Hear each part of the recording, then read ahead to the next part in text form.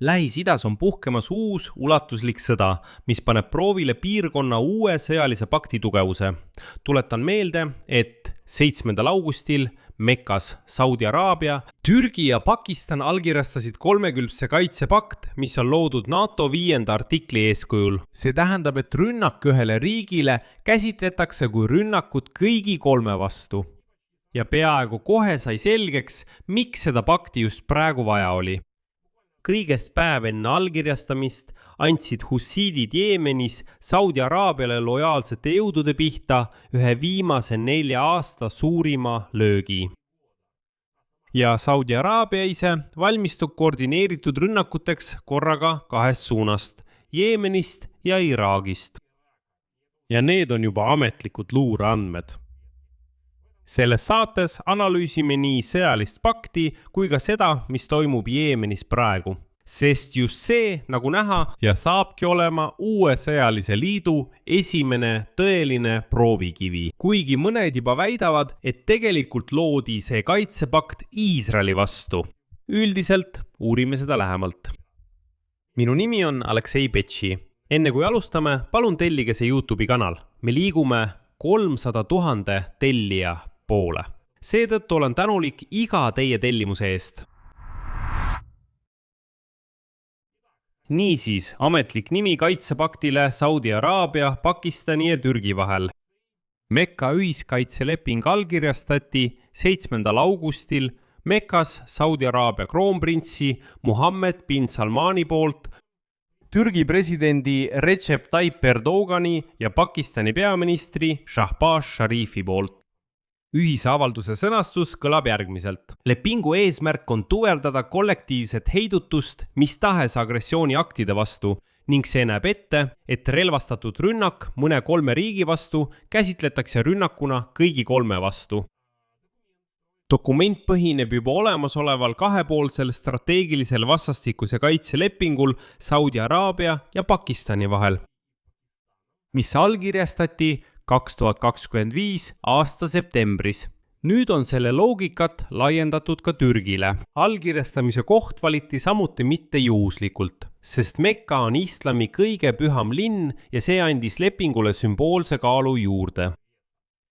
Pakistan toob endaga kaasa, ilmselgelt oma tuumaarsenali, teatud määral lahingutes Indiaga karastunud armee ja laskemoona, mida ta tarnib Saudi Araabiale.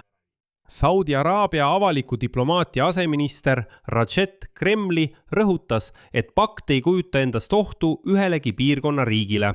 Jah, muidugi, me juba uskusime seda. Türgi ametnik lisas, et leping on kaitse iseloomuga, ei ole suunatud ühegi konkreetse osapoole vastu ja on avatud ka teistele riikidele liitumiseks.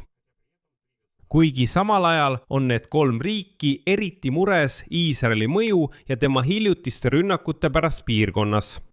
Ja siit tekibki teooria, et see pakt on tegelikult suunatud Iisraeli vastu. Võime eeldada, et need jõud võivad tõepoolest ühiselt Iisraeli vastu tegutseda, eriti teades Recep Erdogani seisukohta. Kuid samuti tasub meeles pidada, et Türgi läheneb praegu väga tugevalt Ameerika Ühendriikidele. Ja ilma Washingtoniga kooskõlastamata poleks need 3 riiki tõenäoliselt seda pakti allkirjastanud.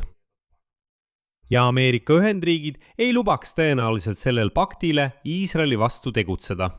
Seetõttu võib see tõesti näida Iisraeli vastasena, kuid ärge unustage, et Türgi ei saa tegutseda üksi. Ja kui ta tahab ning tundub, et ta tõesti tahab saada F-35 lennukeid, siis on selge, et seda pakti ei kasutata Iisraeli vastu. Nüüd arutame kainelt, kui tõhus see pakt tegelikult olla võiks. Ja siin ma ei hakka ise midagi välja mõtlema, vaid tuginen Atlantic Councili analüüsile. Eksperdid tuletavad meelde, et Saudi Araabial on juba alates 2025. aasta septembrist vastastikuse kaitseleping Pakistaniga ning veel 6 Pärsia lahe koostöönõukogu riigiga.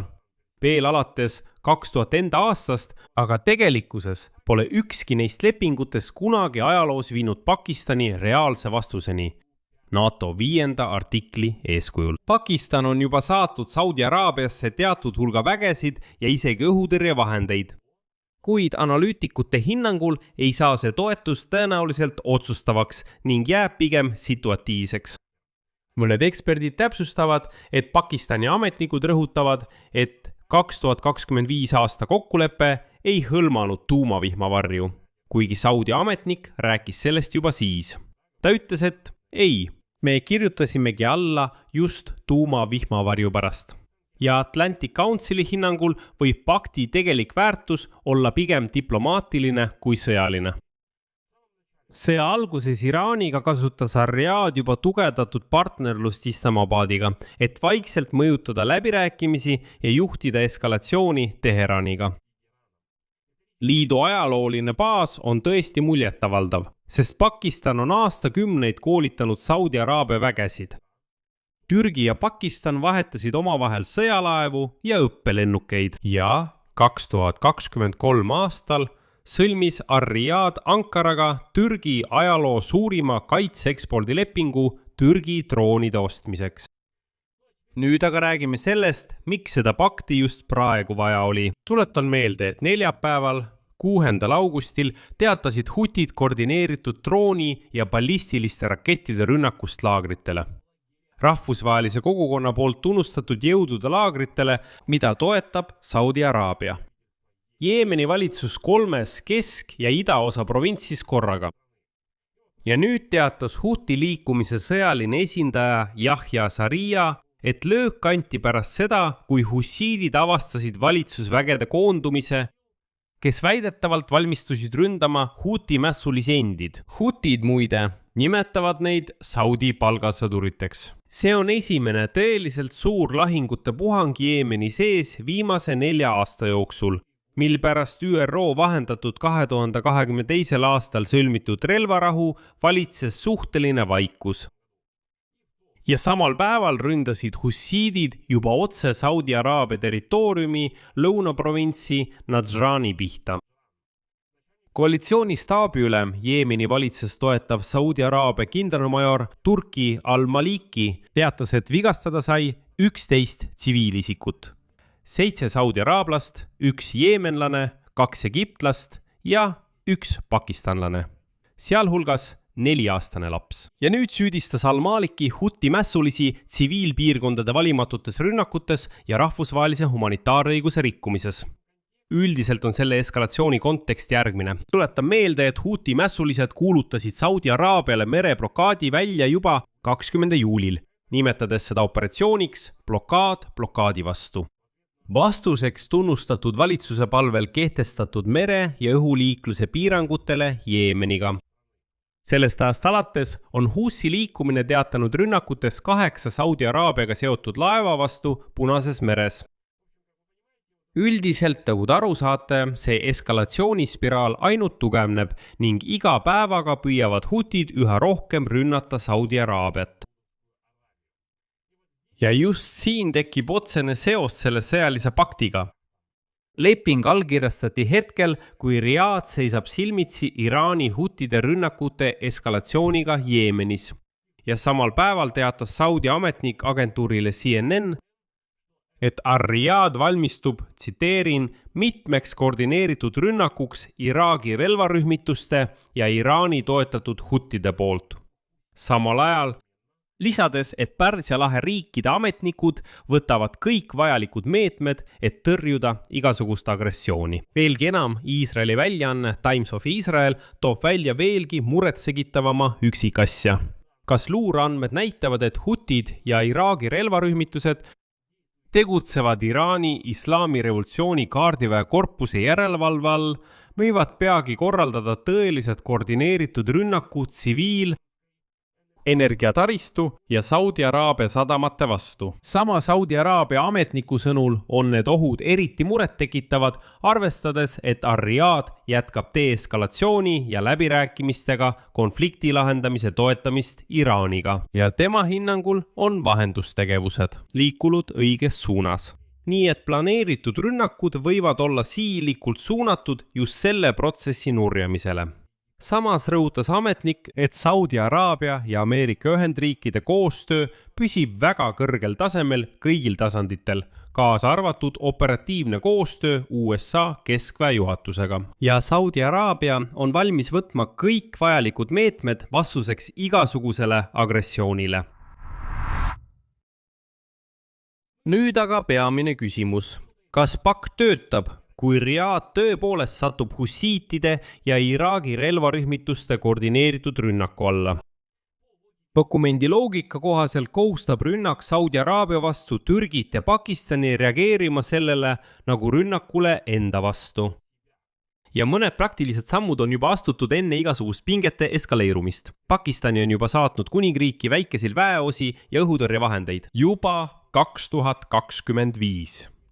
Aasta kokkuleppe tulemusena. Kuid tuleb tunnistada, et sellised paktid, mida Saudi Araabial on juba 3, sealhulgas 2000 aasta pakt, ei ole kordagi viinud tõelise kollektiivse sõjalise vastuseni ning igasugune reaalne toetus saab olema piiratud ja sõltub konkreetsest olukorrast. Seetõttu on kõige tõenäolisem stsenaarium mitte Türgi laevade ja Pakistani lennukite täielik osalemine otsestes lahingutegevustes Huti vastu, vaid midagi piiratumalt. Näiteks Saudi Araabia õhutõrje tugevdamine Pakistani meeskondadega, võimaliku täiendavate Türgi õhutõrjesüsteemide saatmine, diplomaatiline toetus rahvusvahelistel foorumitel. Ja nagu näiteks rõhutab Atlantic Council, isegi ainuüksi alliansi olemasolu fakti kasutamine hoovana läbirääkimistel Teheraniga.